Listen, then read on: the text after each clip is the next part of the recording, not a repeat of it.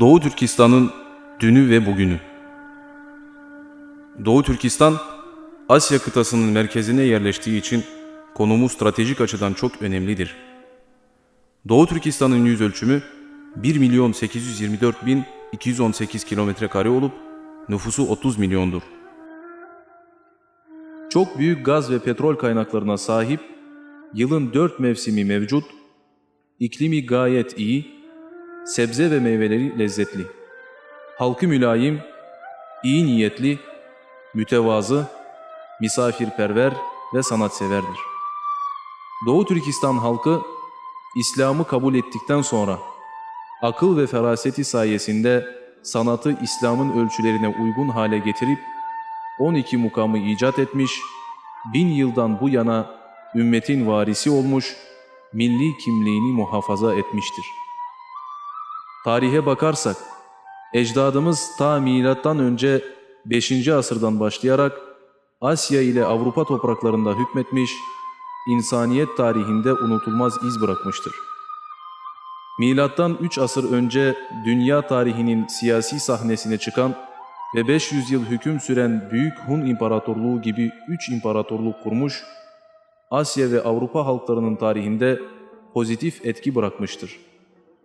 Doğu Türkistan İslam Cumhuriyeti 1877'den 1931'e kadar Doğu Türkistan Çin işgalindeydi. Zulümlere dayanamayan Uygur çiftçileri Hoca Niyaz önderliğinde Kumul'da silahlı ayaklanma başlatıp Urumçi'ye yaklaşınca Turfan'da Hamidullah Elem ile Mesut Mumuhti, Toksun'da Tohtahun, Altay'da Şerifcan silahlı ayaklanma başlattılar. 1932. yılı Muhammed İmin Buğra cihat ilan etti ve mücahitleriyle Hoten'i fethetti. 1933. yılı 12 Kasım'da Kaşgar'da Sabit Damullah başkanlığında Doğu Türkistan İslam Cumhuriyeti kuruldu. 1934. yılı Sabit Damullah şehit olunca Muhammed Emin Buğra, General Mahmud Muhiddin ile yurt dışına kaçmak zorunda kaldı. İsa Yusuf Alptekin.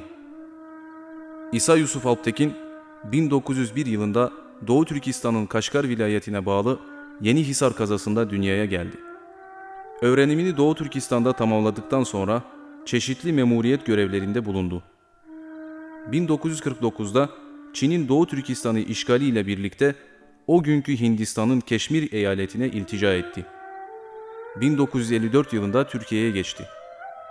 Türkiye'ye gelir gelmez İstanbul'da Doğu Türkistan Göçmenler Cemiyeti'ni kurarak bundan sonraki faaliyetlerini Doğu Türkistan davasının dünya kamuoyuna anlatılmasında yoğunlaştırdı.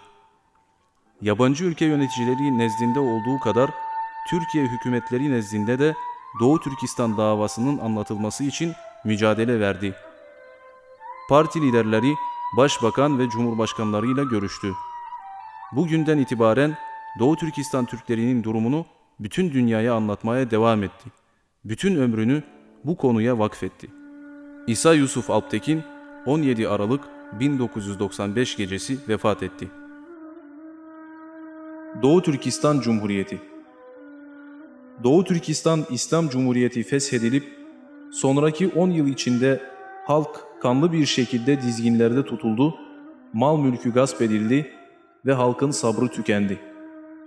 1944. yılı Haziran'da Gani Batur önderliğinde gerilla savaşı başlar ve önce Nilka ele geçirilir.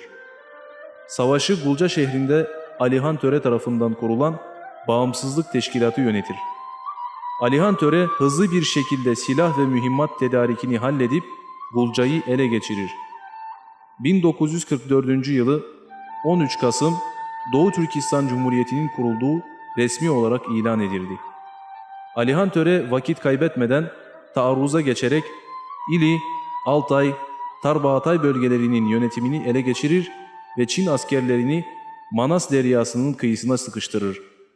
Urumçi'ye 2 saatlik mesafe kalmıştı.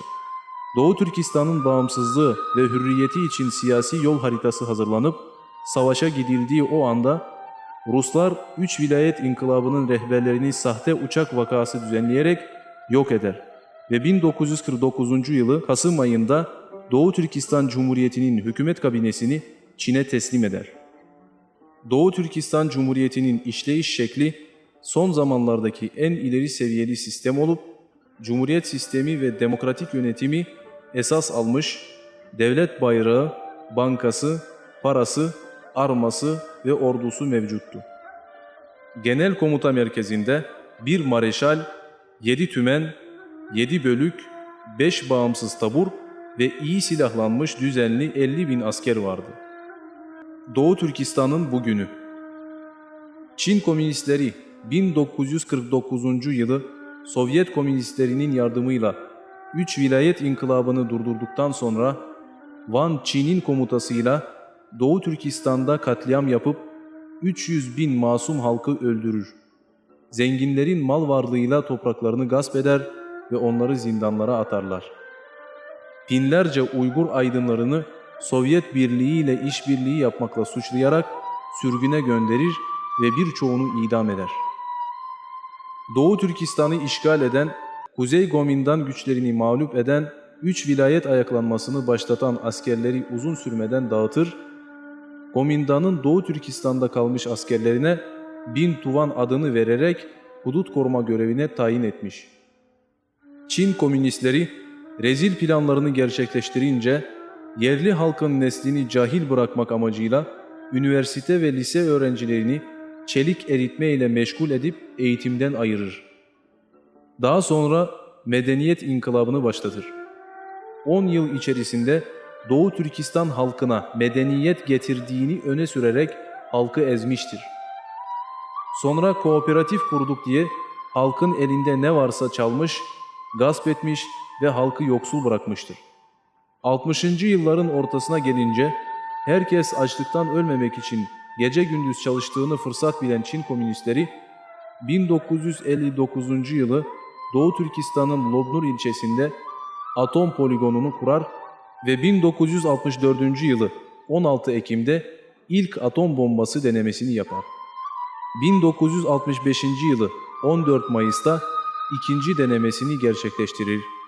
1996. yıla kadar açık ve gizli denemeler yapan komünistler 32 yıl içerisinde toplam 45 atom bombası patlatmış. Deneme yapılan tüm bombaların gücü 20 milyon tona ulaşmış olup Lobnur ve civarındaki insan ve canlılara ağır zarar verilmiş.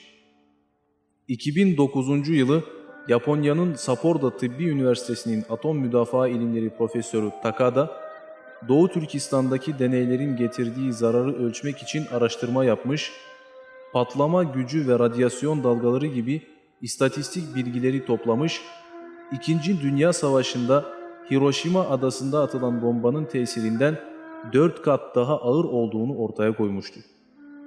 1.300.000 insan radyasyona maruz kalmış olup, ölenlerin sayısı 190.000'e ulaşmıştı. Bir müddet sonra bu sayı 750.000'e çıkar. Doğu Türkistan'ın ekolojisi ağır bir şekilde etkilenmiş, bitki, ziraat, sebze ve meyveler zarar görmüş.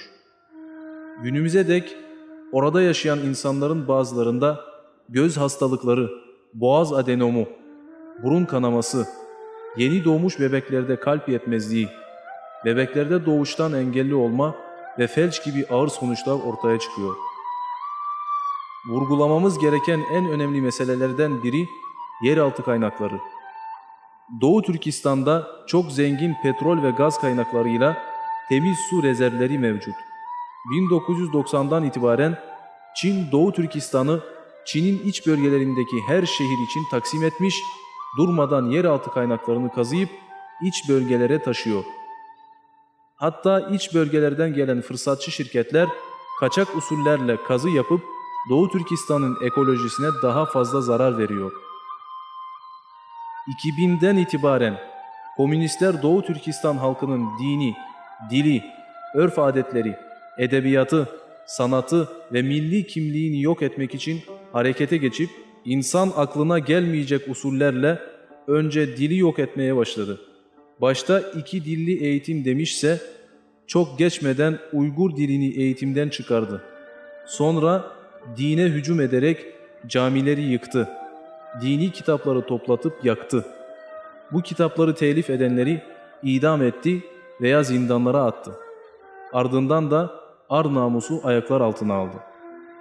2002'den itibaren Doğu Türkistan'ın 14 ile 23 yaş arasındaki kızları Çin'in iç bölgelerine götürüp ek hizmet gücü bahanesiyle gündüzü fabrikalarda çalıştırırsa akşamları meyhanelerde çalışmaya zorluyor.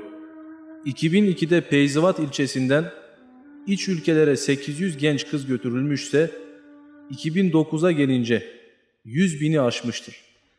Ayrıca gençleri tahrik ederek 5 Temmuz 2009 tarihinde Urumçi vakasını çıkartıp 2 gün içerisinde 15 bin genci kurşuna dizmiştir. Cezaevinden çıkanların çoğu 1-2 yıla varmadan vefat etmiştir. Çin komünistleri sinsi siyasetini sürdürerek 2014 yılında toplama kamplarını tesis etmiş. Kamplardaki Doğu Türkistanlıların sayısı 3 milyonu aşmış. Uygur İnsan Hakları Koruma Teşkilatı ilan ettiği raporda Çin'in 2017'den bu yana 338 Uygur aydınını kamplara kapatmış, ağır cezaya tabi tutmuş, birçoğunu ortadan kaldırmış olduğu belirtilmiştir. Bunun örneklerinden Muhammed Salih, Allame, Abdülkadir Celaldin, yazar, şair, mütefekkir, Çimengül Avut, şair, Azat Sultan, meşhur Uygur aydını ve kanaat önderi, Nurtay Hacı, hayırsever, sponsor, Hacı Mirzahit Kerim, alim ve yazar, Rahile Davut, sosyolog, Kurban Mahmut, şair ve muhabir, Yalkun Rozi, yazar, Taşpolat Deyip, coğrafi alimi. 2019 yılında Uluslararası Af Örgütü ve Avrupa Birliği'nin 16 devleti Doğu Türkistan'daki kamp meselesini gündeme taşımıştır. Başta kampların mevcut olduğunu inkar eden Çin, gerçeği gizlemenin imkansız olduğunu anlayınca kampları meslek eğitim okulları gibi gösterdi. Onun dışında komünistler Doğu Türkistan'daki işe yarar erkekleri kamplara kapatıp Kardeş Millet Projesi adı altında Müslüman Türk ailelerine birer Çinli erkek yerleştirmiş. Son birkaç ay içerisinde Doğu Türkistan kamplarındaki Uygur ve başka tutukluları iç bölgelere taşımış. Halkın serveti ve mal varlığı elinden alındığı için Doğu Türkistan'da kıtlık ve açlık ortaya çıkmıştır. Öyle ki Doğu Türkistan'ın güneyindeki Müslüman aileleri yiyecek bulamadıkları için yanlarına yerleştirilen Çinlilerin verdikleriyle hayatta kalmaya çalışıyorlar. 13 ile 25 yaş arası genç kızlarda verem hastalığı yaygın hale gelmiş. Maksat virüsün yayılması, Uygurları ecdatlarından miras kaldığı topraklarda yok etmek. Çünkü Çinlilerde ne iman ne insaf yoktur. Tarihten bu yana insan eti yediği bilinen Çinliler o kadar vahşi mahluklar ki açlık geldiğinde çocuklarını bile yiyebilirler. Bunu Çin tarihçileri bile teyit ediyorlar. Günümüzde de Çin hastanelerinde ölü doğmuş bebeklerin etini yiyen Çinlilerin görüntüleri mevcuttur.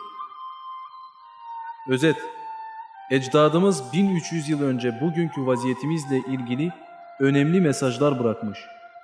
Kültekin, Bilge Hakan ve Tunyukuk gibi cedlerimiz Çin'in hile ve sinsi siyasetini çok net bir şekilde açıklayarak gelecek kuşağın hatırlaması için taşlar üzerine kazımış, deri, kağıt üzerine yazmışlar. Çin 5000 yıldır tüm Türklere düşmanlık besliyor. Tarihi düşmanımıza dostluk göstererek büyük bir yanlışa düştük. Tarihten ibret almadık. Ecdadımıza varislik yapamadık. Paramparça olduk. Eskiden bölüneni kurt kapar, ayrılanı ayı derlermiş. Büyüklerimizin sözünü dinlemedik. Kötülerle beraber olduk. Aciz ve güçsüzleri ezdik. Çıkarlarımızın peşinden gittik. Gönlümüzü kin bürüdü. Utanmamız kayboldu. İnsafsızların yaptıklarını alkışladık. O yüzden Allah'ın imtihanı çok ağır oldu. Daha doğrusu onun azabı. Eyüp aleyhisselam 18 yıl meşakkat çekti. Uygurlarsa 180 yıl. Çağrı.